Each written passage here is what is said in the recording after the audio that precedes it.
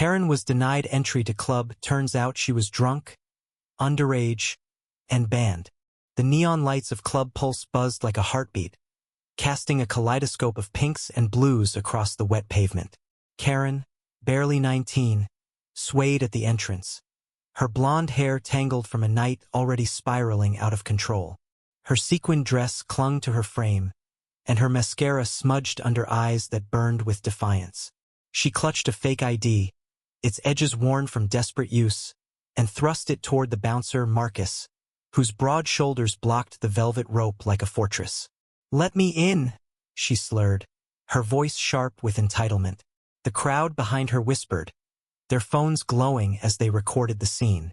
Marcus, his face carved from stone, shook his head. "You're drunk, kid, and you're not on the list." Karen's laugh was brittle, slicing through the humid July air. "Do you know who I am? My dad owns half this city. You're nobody." Her words dripped with venom, but Marcus didn't flinch. He'd seen her kind before, spoiled, reckless, chasing the thrill of rebellion. "ID's fake," he said, voice low but firm. "And you're banned. Walk away." The word banned hit her like a slap. Her face twisted, and she lunged forward, spilling her drink across his shoes. The crowd gasped, some laughing, others murmuring disapproval. Karen didn't care. She was untouchable, or so she thought. 2 years ago, Karen had been the golden girl of Lincoln High. Straight-A student, cheerleader, the one everyone envied. But beneath the perfect smile was a hunger for chaos. She'd started sneaking into clubs at 16, using her charm and a string of fake IDs to slip past bouncers. Club Pulse was her favorite, a glittering escape where she could drown her insecurities in bass lines and vodka. But last summer, she'd crossed a line, smashed a bottle during a fight, screamed at staff, and nearly started a brawl. The manager banned her for life. Karen laughed it off, certain her father's money could erase any consequence. She was wrong. Now, as she stood screaming at Marcus, a quieter figure lingered in the shadows. Lily, 17, watched from the edge of the crowd, her hands trembling around her phone. She was Karen's cousin, the shy one who always trailed in her shadow. Lily idolized Karen once, dazzled by her confidence, her rebellion. But tonight, her heart pounded with guilt. She hadn't meant to tell anyone, but the truth had slipped out. Lily had been at the club last week, unnoticed, when Karen bragged about sneaking in again. Overwhelmed, Lily confided in a friend, who told the manager. Now, as Karen raged, Lily felt the weight of her betrayal. She wanted to step forward, to confess, but fear glued her feet to the pavement. "You can't do this," Karen shouted, her voice cracking. She threw her fake ID at Marcus, who caught it without blinking. "You're nothing. I'll ruin you." But her threats were hollow. The crowd's laughter grew louder, their phones capturing every humiliating second. Marcus leaned in, his voice a low growl. "Go home, Karen. You're done here." Her bravado crumbled, replaced by a raw, desperate sob. She stumbled back, the reality sinking in. She wasn't just denied entry, she was exposed. Then came the twist.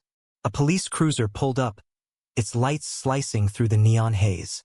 2 officers stepped out, their faces grim. "Karen Thompson?" one called. She froze, her breath hitching. The crowd parted, their whispers turning to stunned silence. "You're under arrest for underage drinking and violating a restraining order." Karen's eyes widened. Restraining order? She'd forgotten last month.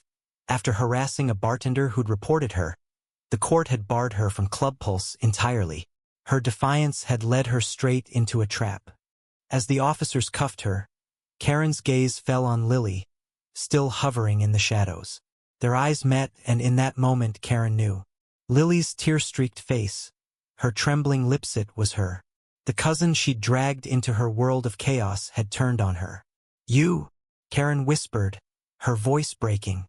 Lily looked away, unable to bear the weight of Karen's pain. The officers led Karen to the cruiser, her screams fading into the night as the crowd dispersed, their videos already spreading online. By morning, Karen's name was everywhere. Social media branded her the ultimate Karen, a cautionary tale of privilege gone wrong. Her father's influence couldn't save her now. Her arrest was public, her reputation shattered. She sat in a holding cell, the cold metal bench a stark contrast to the life she'd once chased. She thought of Lily, the quiet girl she'd dismissed as weak. Karen had always believed she was invincible, that rules didn't apply to her. But in her pursuit of freedom, she'd lost everything: her dignity, her future, and the only family she'd ever truly had. Lily, meanwhile, walked home alone, the city's hum a distant echo. She'd wanted to save Karen, to stop her spiral, but instead, she'd pushed her over the edge. The guilt gnawed at her, a wound that wouldn't heal. She wondered if she'd done the right thing or if she'd just destroyed the person she loved most. The truth was a bitter pill. Sometimes, trying to save someone means letting them fall.